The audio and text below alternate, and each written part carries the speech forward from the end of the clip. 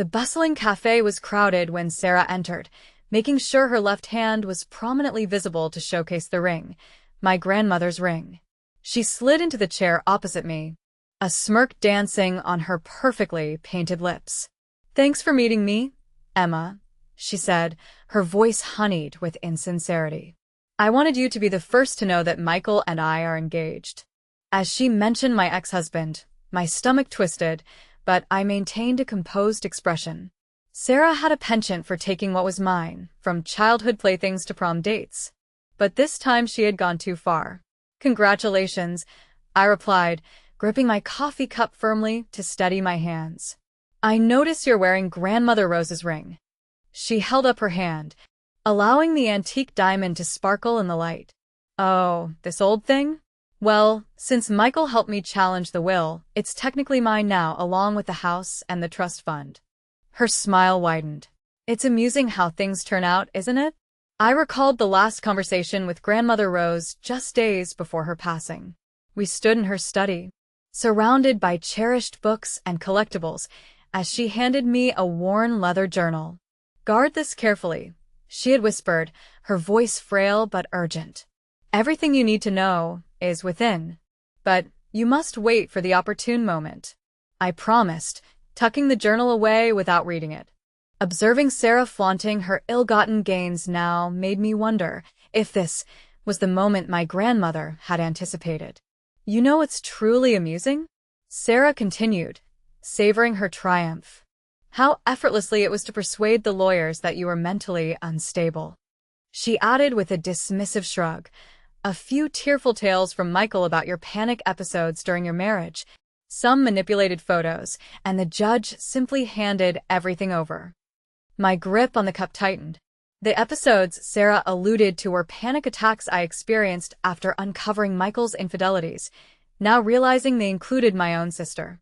They had weaponized my most vulnerable moments. "Why did you summon me here, Sarah?" I asked, keeping my voice steady and remembering the weight of the journal in my bag. "To gloat." "Oh no, sweet sister." She leaned in, her voice dropping. "I wanted to offer you a bargain. Renounce any future claims to the estate, and I'll ensure you receive a modest monthly allowance, just enough to avoid homelessness." She leaned back. Satisfacción evidente. "After all, we are family." I considered the journal, grandmother's parting words, the secret I unearthed last night when I finally turned those aged pages. "You're right," I said, reaching for my bag. "We are family. And there's something crucial you should know regarding grandmother's properties." Sarah's eyes narrowed. "What are you implying?" "We've examined all the documents. Everything belongs to me now." I produced the journal, its leather cover time-worn. "Not quite. Were you aware that grandmother maintained a second set of accounts?" For the first time, Sarah's self-assured smile wavered. "What?" she exclaimed. "She was meticulously thorough," I continued, opening the journal. "Every transaction, property, and investment is recorded here, including some notable transfers made just prior to her death." "You're fabricating this," Sarah retorted, but uncertainty flickered in her eyes. "The lawyers discovered everything, didn't they?" I slid a packet of documents across the table, copies I had made from the journal's vital pages. "According to this, grandmother's most significant assets were transferred into a separate trust a fortnight before her demise. A trust stipulating that both sisters must consent to any fund distributions." As Sarah examined the papers, her face lost color, calculating the implications.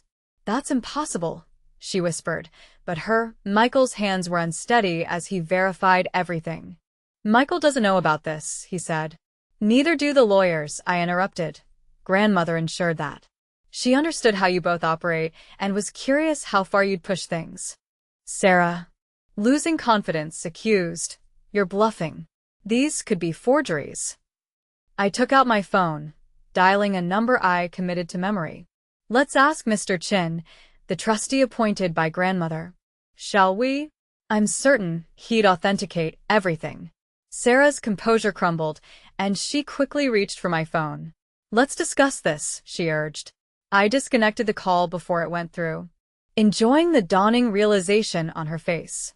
Oh, so now you want to talk. Where's that bravado from earlier? Emma, please, she whispered. You don't understand. Michael and we've already spent some of the money, made commitments. I understand perfectly, I said, gathering my things. You and my ex conspired against me to rob my inheritance by declaring me mentally incompetent. You twisted my trust, like always. What do you want? Sarah's question sounded more like a plea. Standing, I gazed at my sister, really seeing her for the first time in years. Behind the makeup and designer attire, I saw fear I'd never noticed before. What I want, I replied calmly, is for you to consider what's next when Michael discovers there's nothing left to steal, that marrying you won't grant access to grandmother's fortune. Sarah turned pale. You wouldn't, she said. Why wouldn't I? I smiled, recalling the countless times she had taken what belonged to me, hurting me without repercussions.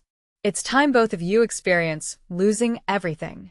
I turned to leave, but her voice halted me. He'll leave me, she barely whispered. Once he knows, he'll leave me. Probably, I acknowledged without turning, just like he abandoned me when something better appeared. Funny how history repeats, right?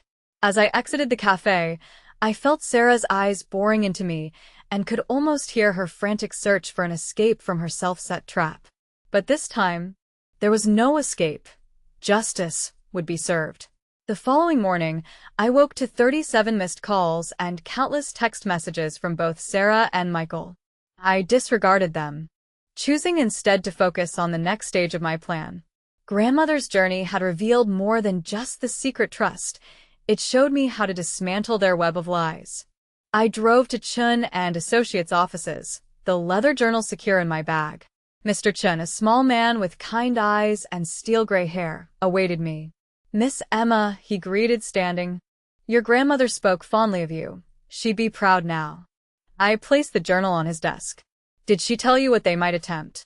He nodded gravely. Rose was perceptive. She predicted your sister's nature and had suspicions about your ex-husband's motives pre-divorce. That prompted the second trust. Precisely, he opened a drawer and withdrew a thick file. Everything genuine. Investment portfolios, real estate, the art collection, it's secure here. What Sarah and Michael seized legally amounts to nothing substantial. I thought of Sarah's smug expression at the cafe and Michael's confident lies labeling me as unstable. Unknowingly, they'd been playing with an empty hand.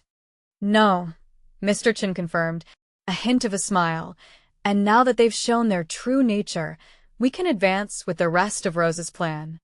My phone buzzed. Michael's phone buzzed again, but this time I muted it without even glancing at the message. How much time before they figure it out? Mr. Chin spread his hands wide. The quarterly statements are due to go out next week. The truth will hit them as soon as they try to access the accounts, he remarked with a smirk. Over the next several days, I focused intently on my preparations, while Sarah and Michael's messages grew more frantic as they attempted to reach me. During this time, I met with a variety of professionals, bankers, real estate agents, and investment advisors. Each discussion unraveled another layer of my grandmother's genius. She hadn't simply safeguarded her wealth. She had created a system to unearth every deceit and manipulation that Sarah and Michael had tried against me. All of it was meticulously documented, ready for revelation. On a Friday afternoon, my phone rang with an unknown number, and despite my better judgment, I picked it up. It was Margaret, Michael's mother. Emma, we need to talk, she began, desperation in her voice. Sarah's an estate, and Michael won't explain anything to me. I recalled how during the estate hearing, Margaret had testified against me, insisting she had always felt there was something off about that girl.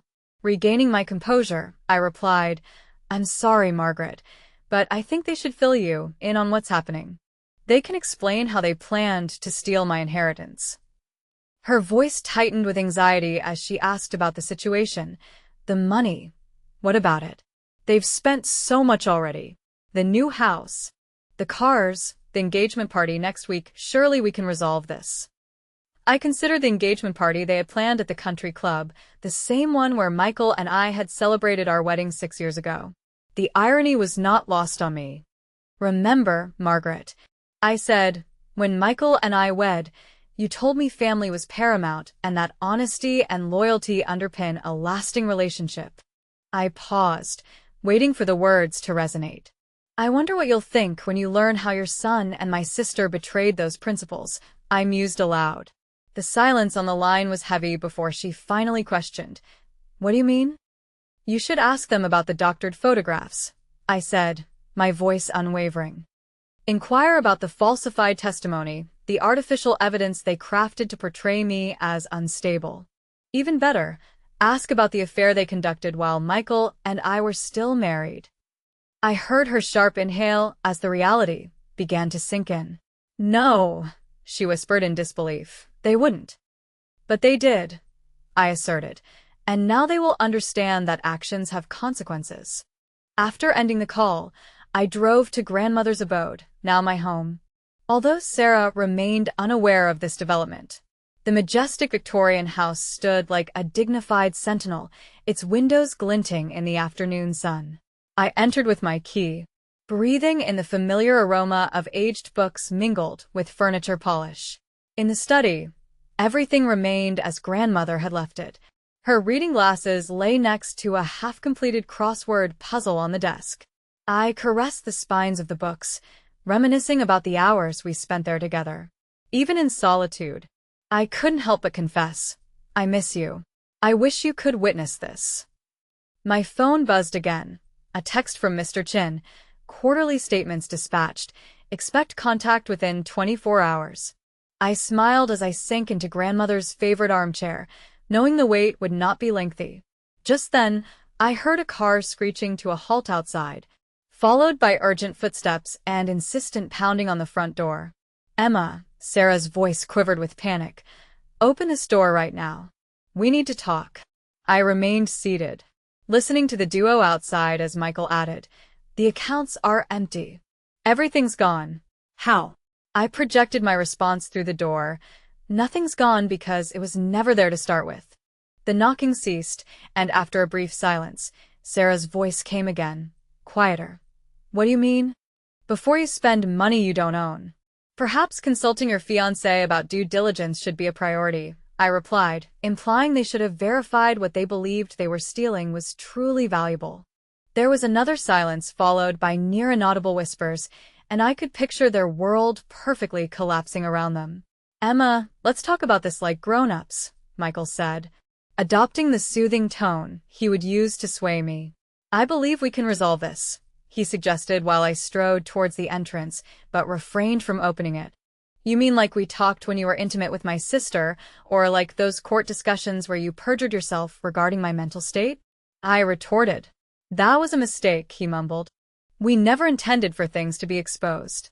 To evade repercussions, you wanted to say, I completed his thought. "Well, unfortunate for you, because that's precisely what will happen." The aftermath was rapid and relentless. As soon as they discovered the emptied accounts, the meticulously perfected universe of Sarah and Michael disintegrated. Seated in Grandma's study, I observed through the pain as they bickered on the lawn. With exaggerated movements, Sarah's expertly applied makeup streaked with tears, as Michael paced, his hair tousled in vexation. My phone illuminated with a text from Mr. Chin. "The bank demands an immediate meeting regarding the latest expenditures. Should I schedule it?" "Yes," I responded, "and ensure all concerned individuals are present." The following day, I entered the First National Bank's downtown location, donning one of Grandma's classic Chanel suits. "Already there, Sarah?" Michael, their legal representative, and Margaret glanced up upon my arrival, their faces a blend of anger, dread, and despair. "Now that we're all present," the bank manager declared, "we must address the unusual activities on these accounts." Sarah's attorney interjected, "My clients were legally granted account access via a court order." "That court order," I stated, laying Grandma's journal on the table, "was procured through manipulated evidence. Evidence we can now irrefutably expose as tampered." Over the subsequent hour, Mr.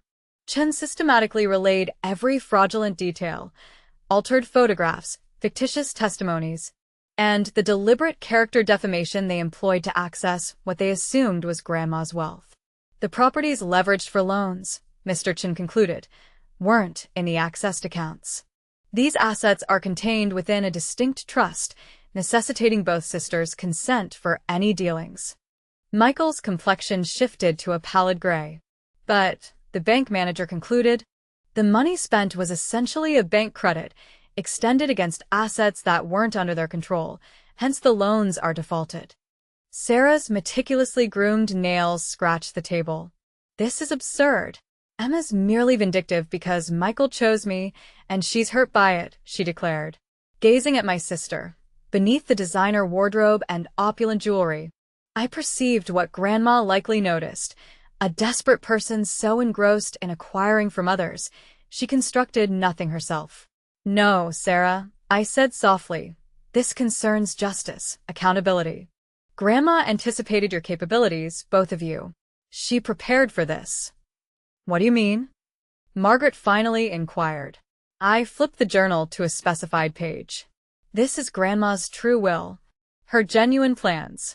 Everything of worth was entrusted with explicit stipulations before she passed. Directing my gaze at Sarah, she knew you'd make an attempt for it all. Curious to see how far you'd venture. And now, what about you, Michael? You're going to take everything and leave us with nothing? Sarah demanded. I replied calmly, no. I'm going to uphold what Grandmother would have wanted. The trust will remain intact, though new conditions will apply. I presented a document Mr. Chen had drawn up. Sign this confession of your fraud and manipulation, I instructed. The trust will assist in clearing your accumulated debts. Sarah's lawyer began to protest, but she silenced him. What if we refuse? She questioned. Then the bank will proceed with fraud litigation, and your deceit will be exposed, I answered. The silence that followed was overwhelming. Margaret broke it by saying to Michael with resignation, sign it and be thankful that Grandmother's granddaughter is more merciful than you both deserve. Observing their reluctant compliance, Sarah's hands trembled as she managed to pen her name, whereas Michael couldn't meet anyone's gaze. Once completed, Mr. Chen collected the papers and gave me a nod. There is one more issue, I declared, standing up. The engagement ring. Reflexively, Sarah moved to shield the diamond in her hand, but she knew it wasn't hers. It belonged to Grandmother. Hesitantly, she removed it and placed it on the table. I gathered it, feeling the weight of its familiarity. Grandmother once told me, this ring isn't merely about its value. It's about legacy and the kind of person you choose to be. For 50 years, she wore it, embodying integrity and wisdom, values you both ignored in favor of avarice. I reflected. I exited the conference room, aware of how their realities had fundamentally shifted. The car ride home was silent, the late afternoon shadows stretching across the cityscape. Upon arriving at Grandmother's home, now mine, I went directly to her study. Seated in her favorite chair, I slipped the ring onto my finger. As she had assured me, it fit perfectly. Next to an unfinished crossword, I noticed an overlooked envelope lying on the desk. Inside, in her familiar script, was a brief message. My dearest Emma, if you are reading this, then things have unfolded as I anticipated. Never forget that true wealth lies in who you choose to be, not in what you possess. You have shown you are worthy of not only my estate, but of the values I cherished. The ring is rightfully yours. Wear it with honor, knowing you confronted adversity with grace and emerged stronger. Perhaps, at the right moment, you will impart these lessons to another, as I did to you. With all my love, Grandmother rose. I lingered there until the sun completed its descent, mulling over choices and repercussions, over the cost of greed and the worth of integrity. Sarah and Michael would eventually recover from this, with the trust ensuring they never fell into destitution again, but stripped of their power to wound me. Weeks turned into months, and I heard word of their relocation and quietly dissolved engagement. Margaret sent a Christmas card, acknowledging my graceful handling of the situation. Sarah chose never to reach out, which was satisfactory. Some bridges, once aflame, are better left in ruins. The house became my haven, a refuge filled with grandmother's books and memories. I initiated a foundation in her honor, awarding educational grants to young women defying the odds to chase their aspirations. Whenever I endorse a scholarship check, I am reminded of her foresight, wisdom, and profound understanding of human nature. The ring is adorned every day, a persistent reminder that perhaps the most profound triumph is not in seizing what others possess, but in evolving into someone they can never undermine. Rose had always known that truth. She merely waited patiently for me to discern it as well.